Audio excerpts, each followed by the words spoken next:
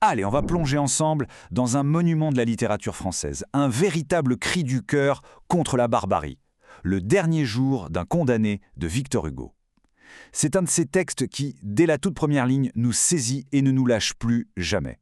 Condamné à mort. Voilà, tout commence avec ça. 3 mots. Une sentence qui claque, comme le coup près de la guillotine. À partir de là, on est enfermé avec le narrateur pendant 5 semaines. Sa seule compagne, une pensée. Une seule, obsédante. Et elle va absolument tout dévorer.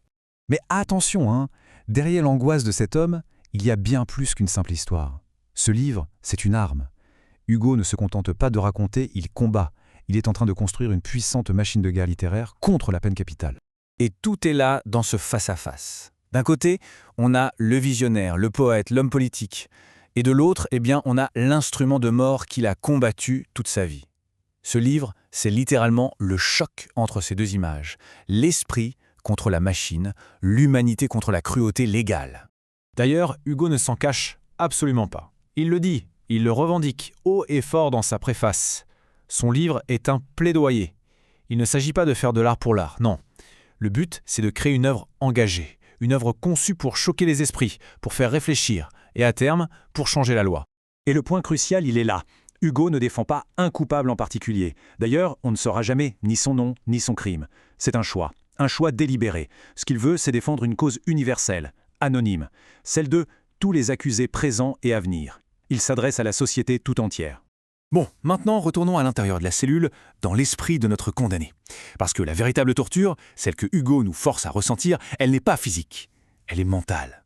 C'est cette obsession, cette idée fixe qui ronge absolument tout de l'intérieur. Et ce qui est vraiment fascinant ici, c'est ce contraste. C'est un avant-après radical. Avant, son esprit, c'était un espace de liberté infinie, plein de fantaisie. Et maintenant, c'est devenu une prison. Une prison bien plus terrible finalement que le cachot lui-même.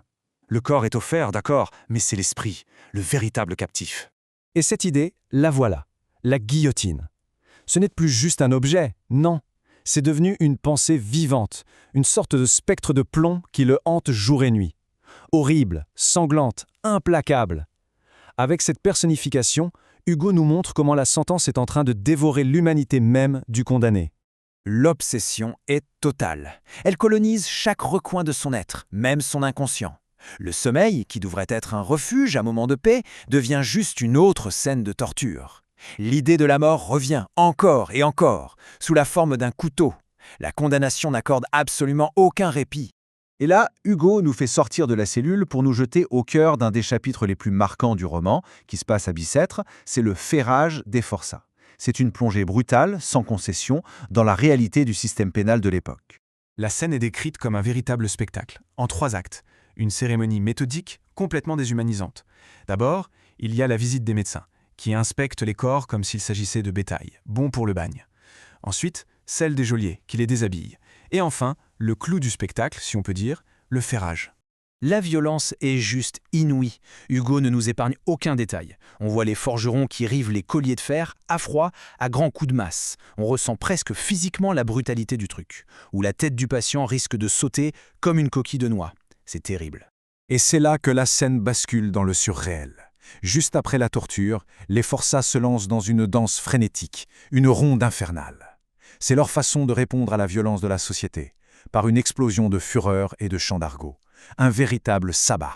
Jusqu'à ce moment, notre narrateur était juste un spectateur complètement horrifié. Mais soudain, la ronde s'arrête, tous les regards se tournent vers lui. On le reconnaît. D'un coup, il n'est plus l'observateur, il devient l'un des leurs, celui qui va subir une peine encore plus définitive. C'est un moment de bascule absolument terrible. Alors, passons un peu de la description à l'analyse. Parce que cette scène, évidemment, elle n'est pas gratuite. Elle est au cœur même du plaidoyer de Victor Hugo. La question qu'il faut se poser, et c'est une question clé, notamment pour ceux qui préparent le bac, c'est quel est l'objectif de l'auteur en nous infligeant un spectacle pareil ?